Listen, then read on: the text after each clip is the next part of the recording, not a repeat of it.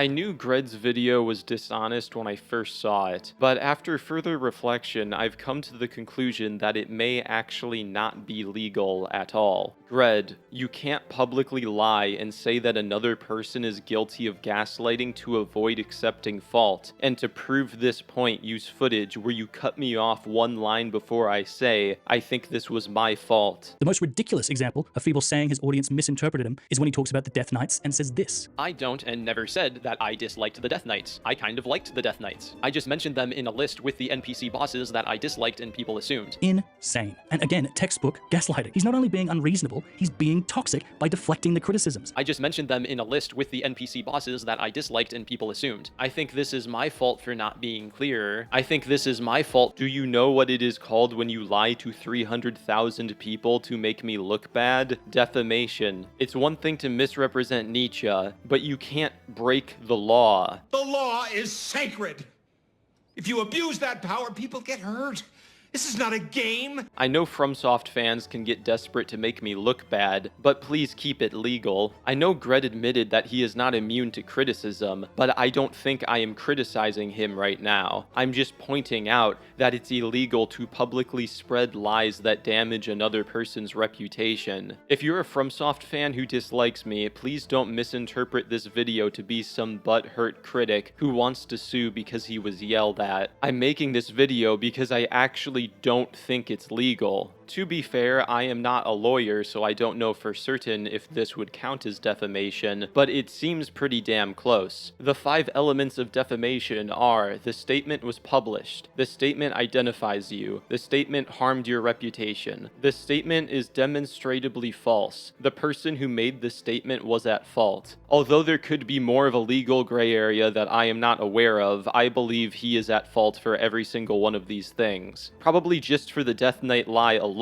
but also he had a ton of other lies in his critique of critics that I covered in my last video. Some people might say, but you plagiarized Joe, so shouldn't you go to jail? And it's like, I don't think Joe will sue me over a one-sentence intentional reference to his video in a video with his name in the title. It didn't do much damage, but did calling me a manipulative gaslighter sycophant who can't admit fault to 300,000 people cause damage to me? Damage that could have been easily avoided if he ran the clip a few seconds longer where I say I think this is my fault? This is so manipulative and wrong. I chose not to watch or respond to this video until this month so that I could make videos about the holiday game releases, but if somebody told me that it might contain illegal defamatory content, I would have responded right away so that more people would hear my side of the story. Instead, I heard that this was a good faith critique, which means that he tricked some people, I suppose. Honestly, I think Gred's video is so bad and illegal that if he had any integrity at all, he'd take it down for the massive amount of misinformation and what might be a defamatory statement inside of it. Of course, this probably won't happen because the guy wants his 5 minutes of fame in the YouTube algorithm, and it feels bad because I don't have the reach to prove his claims wrong to everyone who saw the video. I also can't sue because I don't have any money, and I don't really want to waste my time doing that. In other words, I literally can't undo the damage he did to me through lying. If anything, I just hope you guys can spread my first response video around so that more people become aware that Gred lied to defame the critics he so despises. I am not immune to critique, but you are not immune to breaking the law. On to another topic,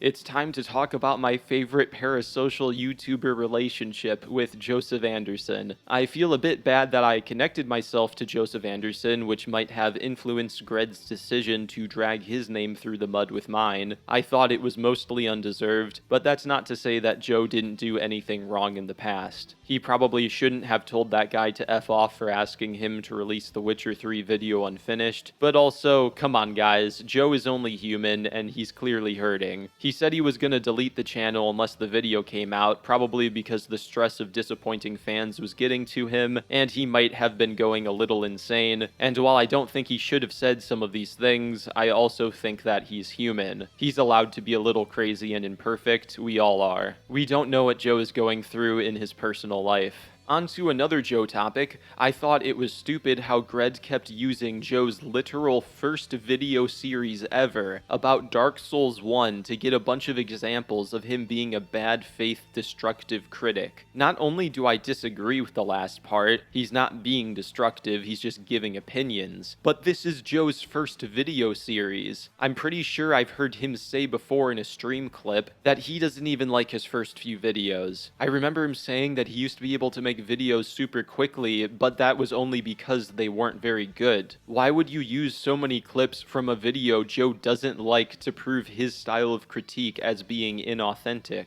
You doing that is inauthentic. And hey, there might be a chance that this or something else Gred said about Joe counts as defamation too, and we can get a Joseph Anderson and Feeble King lawsuit, which would be beyond ridiculous and something that could only ever happen in the FromSoft community. A bunch of people watching right now are like the Joseph Anderson Feeble King crossover that we never knew we needed, where they team up with legal defense against the FromSoft community. That would be so funny. Now, again, I don't think that I'll ever actually do that, but the fact that I probably could win a defamation lawsuit if I had more money says something about the quality of Gred's video. I saw a comment that said something along the lines of, so Gred is saying you can't criticize things you don't like in video games unless you work for FromSoft. Wouldn't that be the same as someone saying you can't criticize food unless you're a master chef, or you can't say what you like or dislike about a band unless you're in a band or are a musician? I think what Gred says here is pretty much completely untrue, and I think the FromSoft community is getting so upset about criticism that they're starting to go insane, and to make an entire video essay where the whole point is you can't say your negative opinions about what I like because you're not a game developer. It's ridiculous. There's no other way to say it. I think Gred might be upset that armchair game developers end up having an influence on the games that get released, but I also think overall it is for the best, and let me explain why. Here is my personal rule on how to understand if an argument is from good faith or if it's from a fanboy. So if we take an issue like the camera, a fanboy might be like, oh no, the camera is fine, you can just use audio cues to dodge all of Bale's attacks or Fire Giant's attacks and everything's fine and you should just adapt, right? But then the critical person is like, no, they should just zoom out the camera. So how do you know who is correct and who is incorrect? Well, if they fix the issue, would the fanboy be complaining? I don't think I heard anyone complain in Sekiro when they zoomed out the camera against the giant ape fight. So we can assume it's an argument from fanboyism that my game is great, don't touch it, as opposed to trying to improve it. Also, when I use words like who is correct and who is incorrect, I'm not trying to make objective statements. I'm just saying, in my opinion, I think if my change was implemented, they wouldn't be complaining. And I also don't hold this standard for every opinion that I have. It's only for some of the more extreme ones, like the camera needing to be zoomed out. If somebody likes the trial and error bosses, I wouldn't say that's a fanboy argument because maybe they would complain if the next game was too easy. But with an issue like the camera, I'm not convinced because they fixed it before and nobody complained.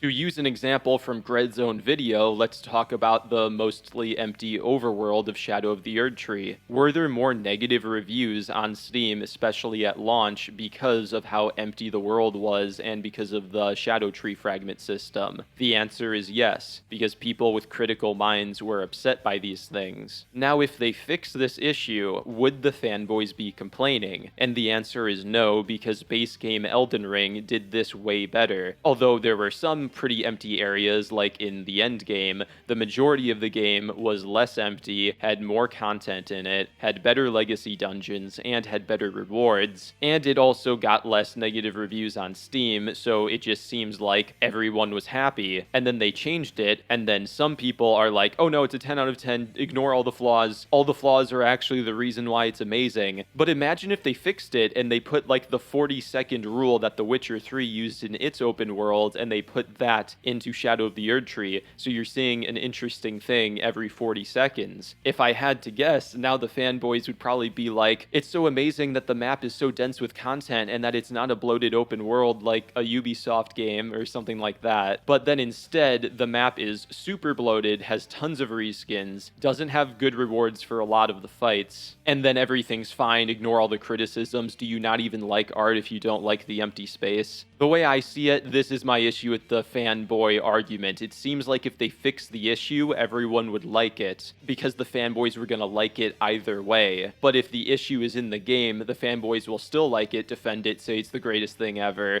but the people with critical brains will be a little bit upset with parts of the game. So wouldn't it make sense to make the game good for everyone? Now, if I'm wrong, and they make Elden Ring 2, and a bunch of these people I see as fanboys come out of the woodworks to say, man, I really miss the empty space, I really dislike the quality over quantity design, I really dislike how dense the map is with good content. If they all come out of the woodworks and say that, then okay, I was wrong about that. But a part of me doesn't think that will happen, at least for most of the people in the community. If the next game does have more quality over quantity content, the community will just use that as the next reason why the next FromSoft game is amazing. Of course, someone may counter this by saying, well, I like it both when the map is condensed with quality content and when it's empty, so both games are masterpieces. If they do this, that kind of means they have no firm belief system on what is good or bad in game design. They're just sort of saying the last FromSoft game is a masterpiece, stop complaining. In which case, shouldn't we lean towards the people with critical minds so that everyone is happy? But who knows, all of the things I just said are just my opinions, and in my opinion, Dread might have broken the law.